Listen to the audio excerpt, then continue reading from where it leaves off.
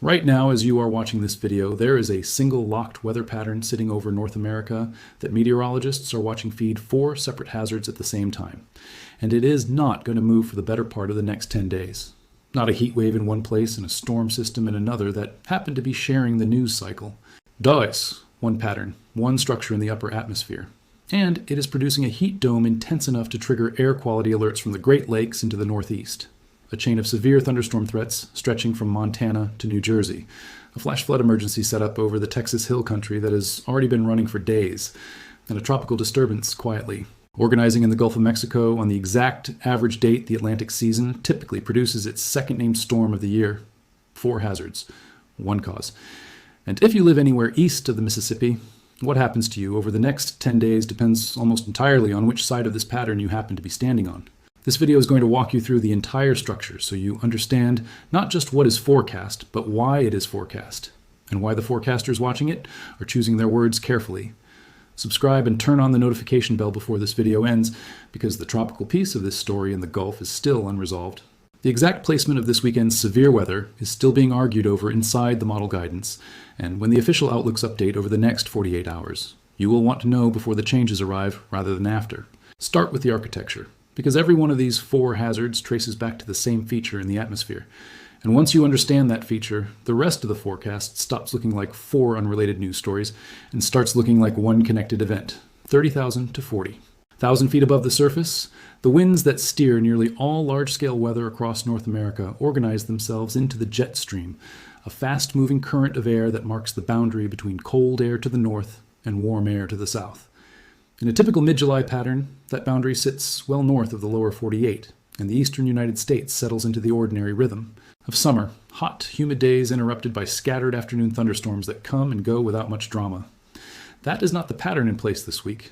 What is set up instead is a sharp east-west split. A strong ridge of high pressure, essentially a dome of sinking, warming air, has parked itself over the northern plains and upper Midwest, and it is holding there with enough strength that forecasters at the Weather Prediction Center describe the resulting heat and humidity as anomalous, persistent, and now spreading east into the northern mid-Atlantic. On the opposite side of that same ridge, the jet stream is being forced into a trough, a southward dip that is pulling cooler, more energetic disturbances down out of Canada and flinging them southeast, directly into the warm, moist air sitting over the eastern half of the country. Those 2 features, the ridge in the west and the trough in the east, are not 2 separate weather events happening to occur in the same week. They are the same wave, read from opposite ends. The ridge is the engine. The eastern flank of that ridge behaves like a conveyor belt, a zone of strengthening winds aloft that catches every disturbance sliding out of Canada and drives it southeast into the instability sitting over the Great Lakes, the mid-Atlantic, and the Northeast. Without the ridge holding firm in the north-central states, there is no conveyor belt feeding storms into the East Coast. Without the conveyor belt, there is no organized severe weather threat, lining up day after day along the Interstate 95 corridor. It is one structure, and it is exactly what the Storm Prediction Center's extended outlook is describing when it notes that the mid-level pattern is transitioning toward a western ridge paired with an eastern trough, and that the strongest flow in the entire country will sit in the corridor running from the upper Midwest into the Northeast and mid-Atlantic. That corridor is where this week's action concentrates, and it is not an accident of geography. It is the direct output of the dipole sitting overhead. The first hazard riding that conveyor belt is heat, and it is not confined to the ridge's home base in the northern plains anymore. The Weather Prediction Center's most recent short-range discussion describes anomalous heat and humidity continuing across the northern plains and upper Midwest, while spreading into the northern mid-Atlantic. Serious enough that an air quality alert now stretches from the upper Midwest through the Great Lakes and into the Northeast. That detail matters beyond comfort. Stagnant, sinking air under a ridge does 2 things at once. It traps heat near the surface, and it traps pollution near the surface with it, which is why an expanding heat dome and a widening air quality alert tend to show up on the same forecast map. For anyone in that corridor, the practical guidance does not change from one heat event to the next. Limit strenuous outdoor activity during peak afternoon hours, check on elderly neighbors and anyone without reliable air conditioning, and treat an air quality alert with the same seriousness as a heat advisory, because for people with asthma or heart conditions, poor air quality during a heat wave compounds the danger rather than sitting alongside it. The second hazard is the one directly powered by that conveyor belt, and it is arriving in overlapping waves rather than a single event. Today, strong to severe thunderstorms are in play across westerns. Montana on the ridge's northern edge, and separately, Strong storms are expected across northern New England, the same general zone that has taken repeated hits from organized severe weather already this season. But the more consequential piece, the one meteorologists are watching build. Through the end of this week and into the weekend, sits farther south and east. AccuWeather's Severe Weather Desk has flagged an elevated risk of thunderstorms stretching from Florida up through New Jersey, including the coastal corridor around New York, with the primary hazard identified as widespread damaging straight-line wind gusts rather than an isolated tornado threat, alongside the potential for heavy, flooding downpours layered on top of the wind threat. That distinction, straight-line wind damage instead of tornadoes, is worth understanding rather than glossing over because it changes what kind of damage to actually expect. These are not the classic supercell setups that produce a single violent rotating funnel tracking along a narrow path. They are mesoscale convective systems, large clusters of thunderstorms that organize into a bowing line and race forward as a unit, shoving a wall of damaging wind out ahead of the rain. That kind of system does not need to touch down as a tornado to do serious damage. A well-organized line pushing 60 to 70 mile per hour gusts across a broad front can down trees and power lines across an entire region. In the span of an hour, and because the line moves fast and covers ground quickly, the warning time for any single community can be shorter than people expect from a summer thunderstorm. Here is where the honest uncertainty comes in, because good forecasting includes telling you what is not yet settled, not just what is. The Storm Prediction Center's extended 4 to 8 day outlook notes that while the ensemble guidance agrees on the broad transition to a western ridge and eastern trough, there is meaningful spread in exactly how much wind shear will be available to organize that severe weather into widespread damaging gusts versus more scattered, isolated downburst activity. Weak vertical shear in some of the guidance could limit how organized the wind threat becomes on any single day, even while the thermodynamic ingredients, the heat and humidity feeding, instability, are not in question at all. In plain terms, forecasters are confident the atmosphere will be primed for strong to severe thunderstorms across the mid-Atlantic and Northeast through the weekend. They are less certain, at 4 to 5 days out, of exactly how organized and how widespread the wind damage will be on any specific day, and that uncertainty is exactly why the outlooks get updated daily rather than locked in a week in advance. If you live anywhere in that Florida to New Jersey corridor, the actionable takeaway is straightforward. Treat any severe thunderstorm warning issued for your area this weekend as a real threat, capable of producing damaging winds because the ingredients for that outcome are already in place, even while the precise footprint of the worst damage is still being worked out day to day. The third hazard is flooding, and unlike the heat and the wind, this one does not need the conveyor belt to reload. It is already happening, and it has been building for days. The Weather Prediction Center's forecast discussion has repeatedly flagged additional excessive rainfall across the Texas Hill Country, with the focus then shifting toward the Big Bend region as a stalled frontal boundary continues to sit across the southern tier of the country. That stationary front is the key detail, because a boundary that refuses to move is exactly the setup that produces the most dangerous kind of flash flooding, training thunderstorms, storms that form repeatedly over the same patch of ground. And right along the boundary, one after another, like train cars, are running over the same stretch of track instead of spreading rainfall out across a wide area. In terrain like the hill country, where steep, narrow canyons funnel water quickly rather than letting it spread and soak in, that kind of repeated, concentrated rainfall is what turns a normally dry creek bed into a wall of water in a matter of minutes. Separately, monsoonal moisture is also producing a flash flood risk across the interior Southwest, with the greatest concern sitting near the southern borders of Arizona and New Mexico. A reminder that this pattern's flooding threat is not confined to one state or one river basin.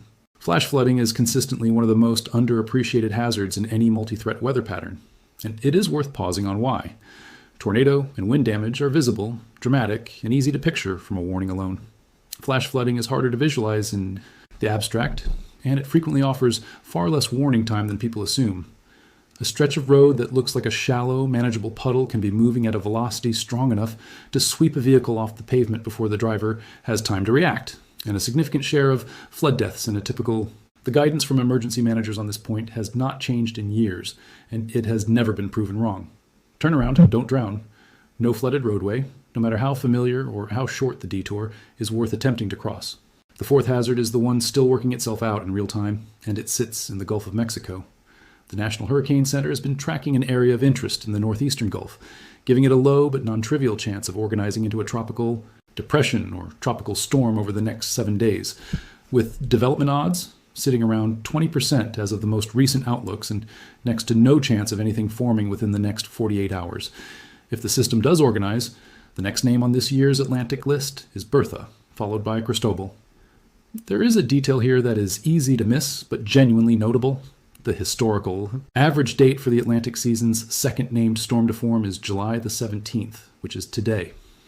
That does not guarantee this particular disturbance becomes anything at all, but it does mean the timing lines up almost exactly with what a normal Atlantic season looks like, even in a year that seasonal forecasters expect to run below average overall because of a strengthening El Niño pattern working against tropical development across the wider basin. The honest characterization of this piece of the forecast, as of right now, is a rising possibility rather than a settled outcome.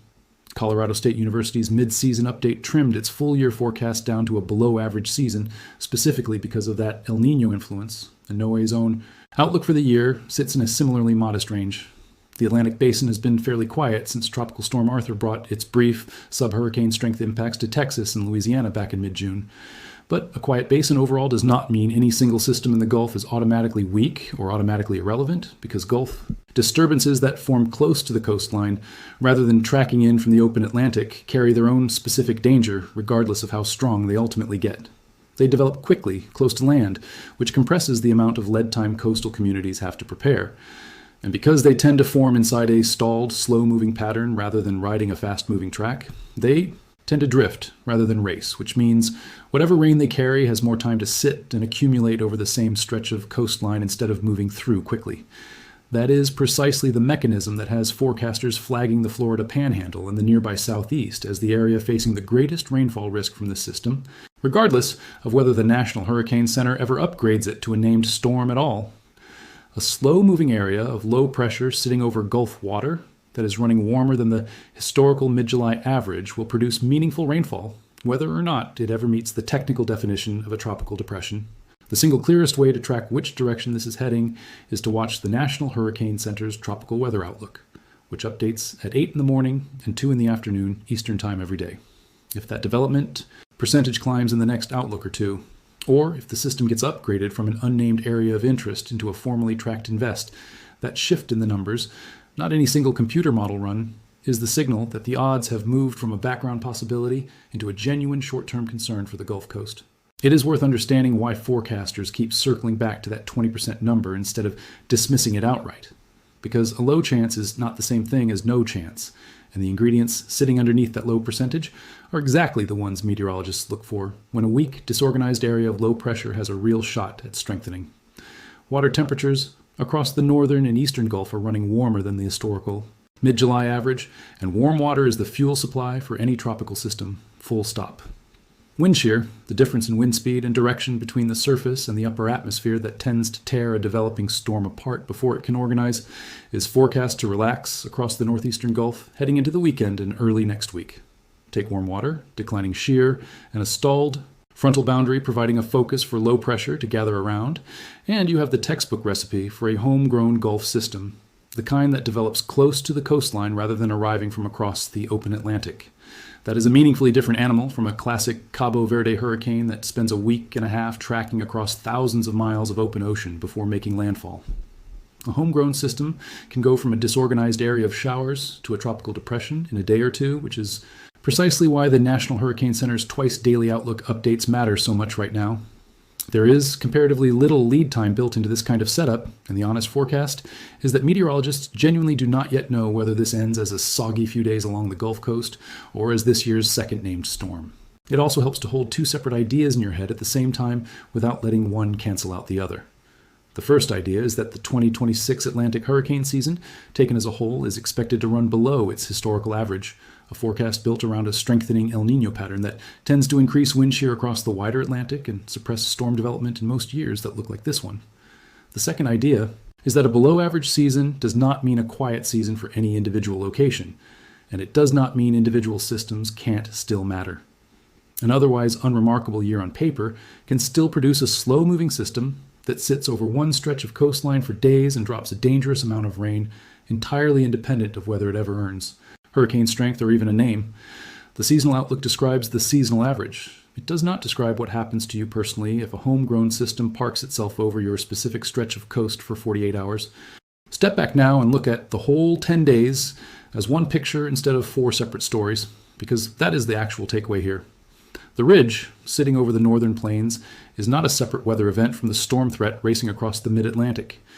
It is the reason that storm threat exists at all, because the ridge's eastern edge is the conveyor belt feeding disturbance after disturbance into the warm, unstable air over the east coast.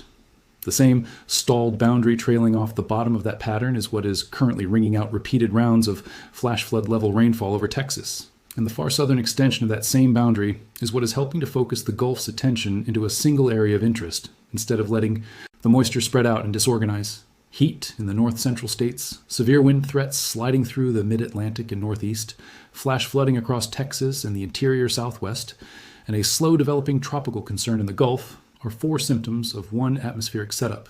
And that setup is not expected to break down or reorganize into something calmer for the better part of the next week and a half. Here is how to actually use the next several days if you live anywhere inside this pattern's reach. If you are in the upper Midwest, Great Lakes, or northern mid-Atlantic, the heat and the accompanying air quality alert are the parts of this pattern that require the least dramatic response and the most consistent one. Hydrate, limit outdoor exertion during peak afternoon hours, and take the air qualities. Guidance seriously if you have any respiratory or cardiac condition, because that alert is not a formality layered on top of the heat. It is a second hazard riding alongside it.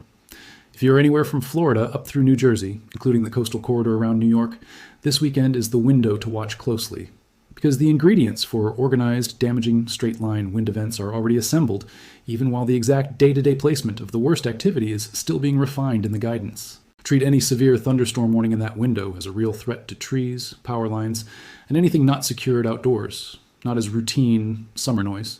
If you're in Texas, particularly the Hill Country and Big Bend region, or anywhere across the southern tier sitting near that stalled frontal boundary, the flash flood threat is not a future risk. It is an ongoing one, and the guidance is unchanged.